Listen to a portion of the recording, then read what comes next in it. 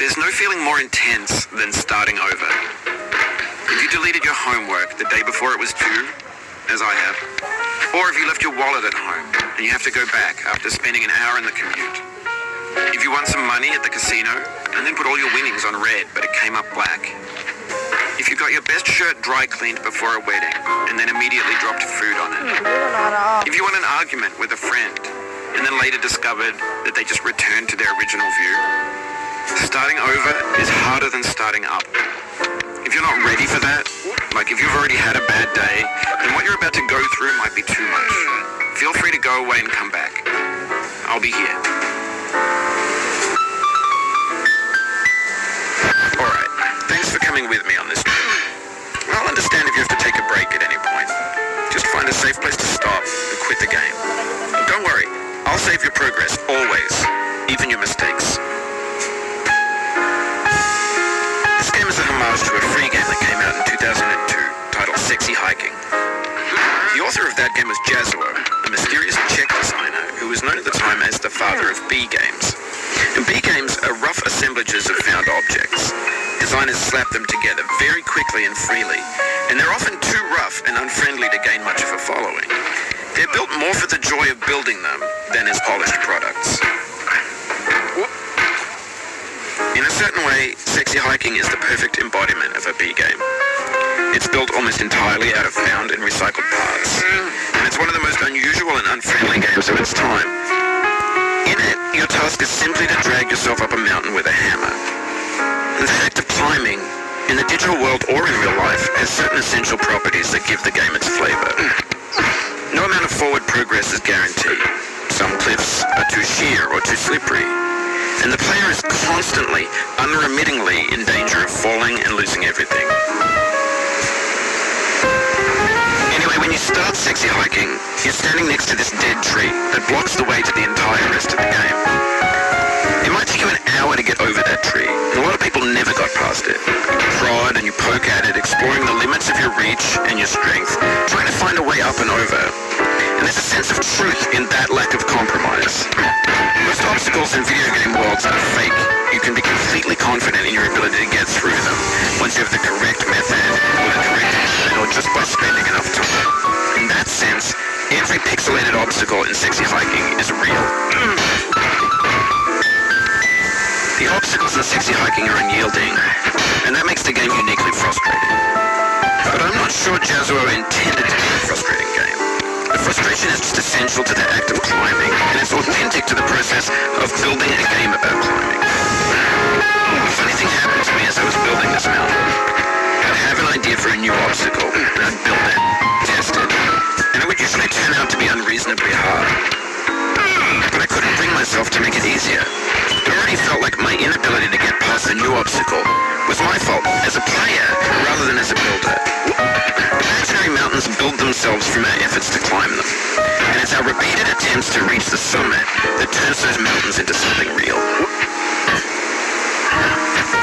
When you're building a video game world, you're building with ideas, and that can be like working with quickset cement. You mold your ideas into a certain shape that can be played with, and in the process of playing with them, they begin to harden and set until they're immutable, like rock. And at that point, you can't change the world, not without breaking it into pieces and starting fresh with new ideas.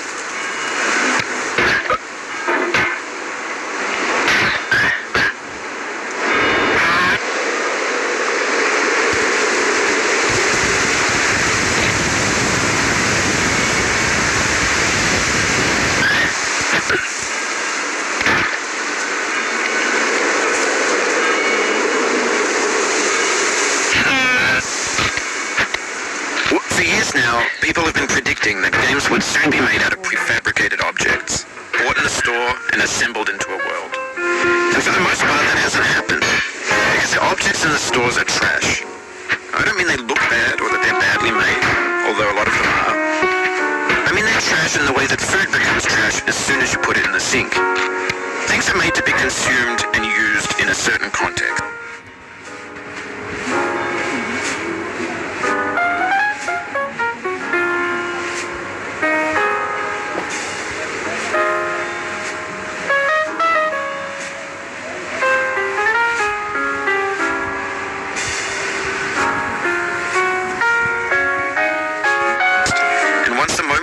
They transform into garbage.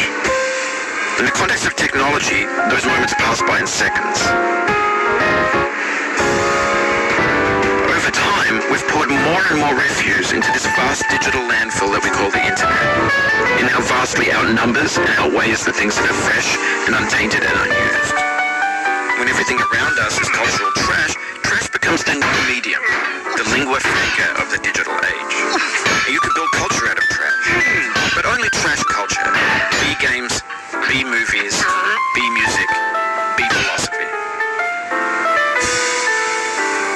Maybe this is what digital culture is. A monstrous mountain of trash, the ash heap of creativity's fountain. A landfill with everything we ever thought of in it. Grand, infinite, and unsorted. There's 3D models of breakfast, Gen X's fanfic novels, scam magazines, green screen Shia LaBeouf, banned snuff scenes on LiveLeak. Facebook's got lifelike bots with unbranded adverts and candid shots of Kanye. It was at this moment that William knew. He fucked up. Taylor Swift mashups, car crash, epic failed GIFs, Russian dashcam vid.